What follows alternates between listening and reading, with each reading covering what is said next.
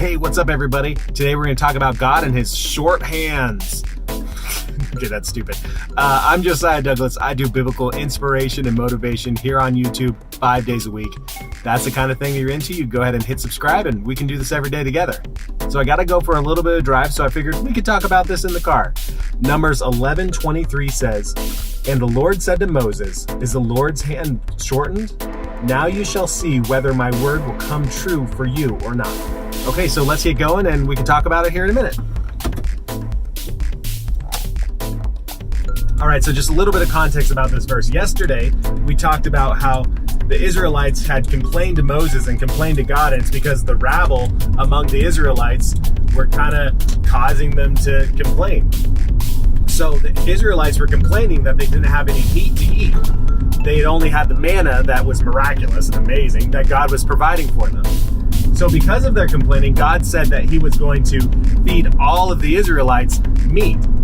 Moses said, "God, there's no way that you're going to be able to feed meat to all these people. Are we going to slaughter 1,000 cattle? Are we going to, are all the fish going to come up from the sea?" All these different things.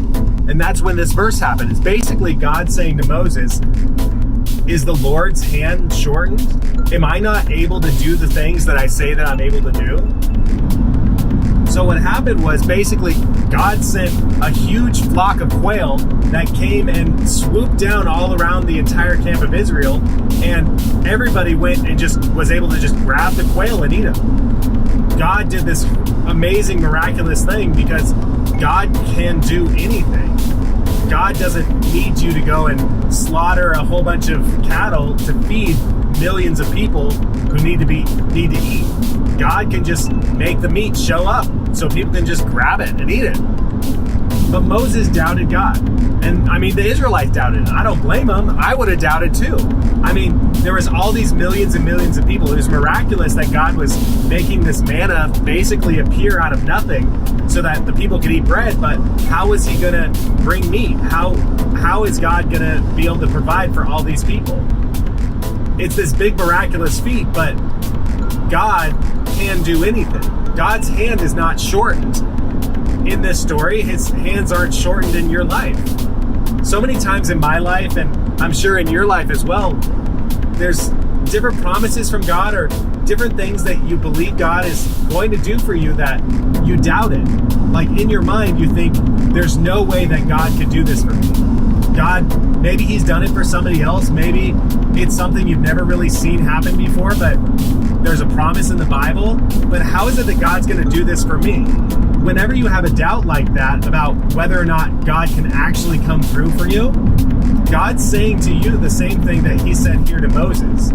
Is the Lord's hand shortened?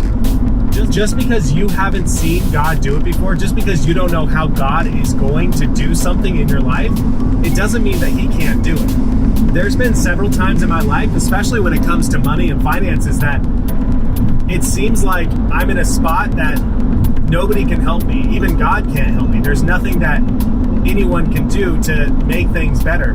But so many times God has come through right at the perfect time, at the last minute, to do something miraculous in my life and to save me from some situation that I think that I'm trapped in. And it's the same thing in your life. God's hand isn't shortened in your life. Just because you don't know how God is going to provide a miracle doesn't mean that he can't. So thank you so much for watching. I really do appreciate it.